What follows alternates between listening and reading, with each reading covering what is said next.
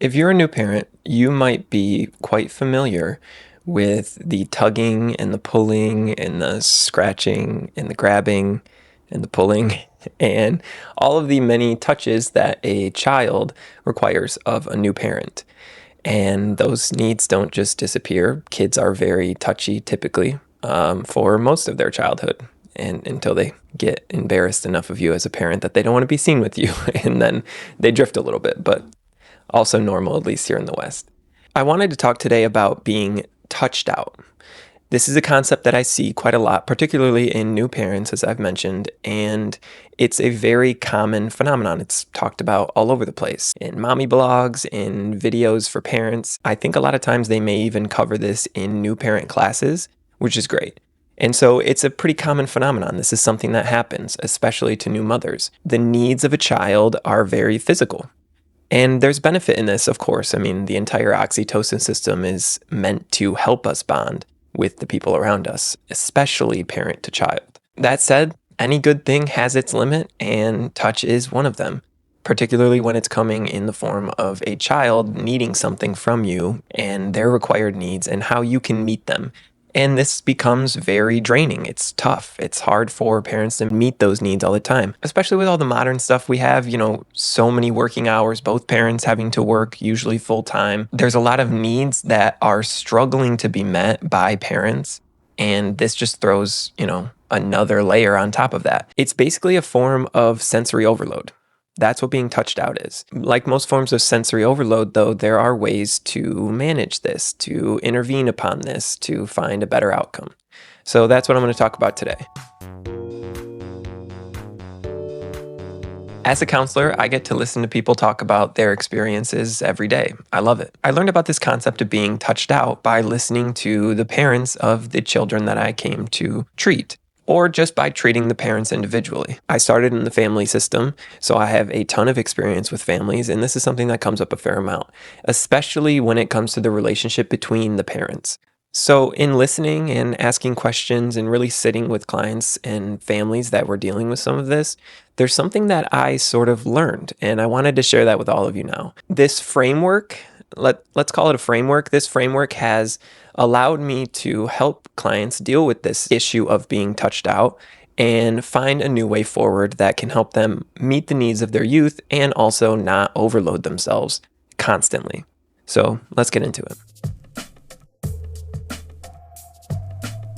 The biggest thing that I learned in talking to these families is that all touch is not the same. And I know that might seem a bit obvious, maybe it doesn't, but it was new to me. I figured, all touch is just going to need some sort of sensory reaction. All touch is going to be overwhelming once you've hit this point of being touched out.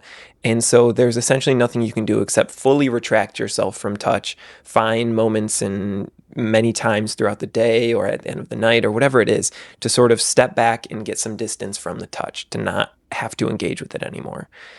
The problem I see is that this sometimes leads people in their identity or their role as a partner or a parent feeling guilty that they're not meeting certain needs or not upholding what they think they should. This is why a lot of relationships struggle, and you usually see a drop off in quality of life after children are born that lasts for, quite a while. And that's because there's suddenly a huge extractive need here through this child. No blame on them, of course. It's just part of being a kid. But they need a lot and they take a lot.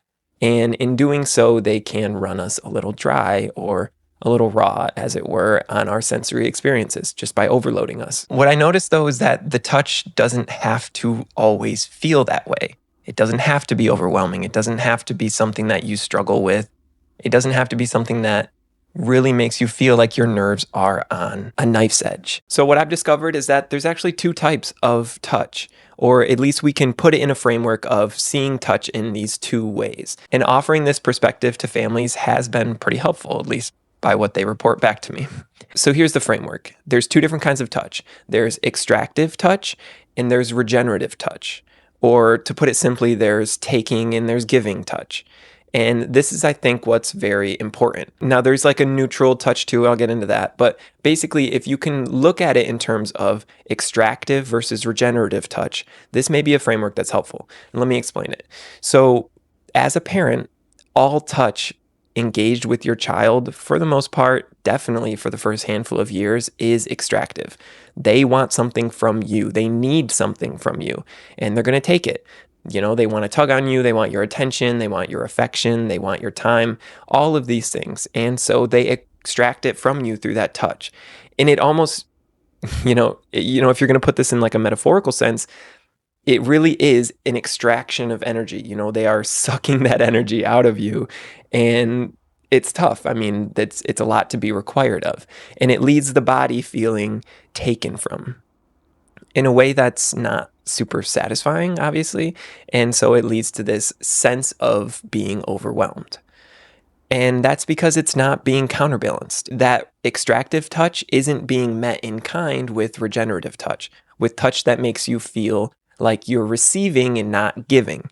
So touch that doesn't require anything from you, but gives you so much. That's the regenerative touch. So really, it's important to just find a balance between those two. If you're a husband watching this and your wife is doing most of the caregiving duties, then listen closely. If you're a wife and your husband's doing the same, or you're in a same gender relationship, or, whatever the constellation that your family specifically has, if there's someone that is being extracted from the most, if they are suffering the most with being touched out, then your job is to give them more regenerative touch, to counterbalance the extractive touch that the child is taking from them, and give them in return this regenerative touch that will make them feel better, that will make them feel whole again, that will replenish the stores of that energy that was taken from them from the child. I personally think that it would be best coming from the partner. I think it's a way to reassert that relationship and heal that bond in whatever way that it's been fractured from introducing that new child or whatever's changed in your family circumstances. But if that's not possible, or if both parents are fully extracted from in an equal sort of way, then you may need to find a third party. Go get a massage from a professional or something like that. But you can also do this one-to-one. So fellas, if your partner is a new mother and she's really feeling touched out, then you can do something for her. Give her a massage, especially like hand massages, I think are really good in this kind of smaller moments, in these smaller ways, this really nice regenerative touch. Or things like brushing her hair, something that's slow and methodical and calm. It doesn't feel like it extracts or takes something from her, and it's not a rush of sensory input, but it is still something that will calm the body through the oxytocin system. And I've not seen much research to suggest that oxytocin runs out.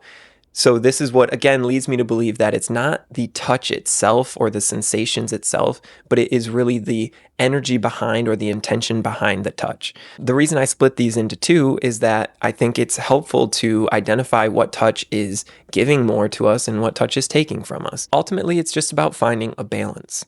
And there are ways to do, I think, like a neutral touch if you're both really overwhelmed, but there's not necessarily the funds or ability to get a third party to do it for you. Then you can just cuddle, not moving, literally just cuddle, like just sit there.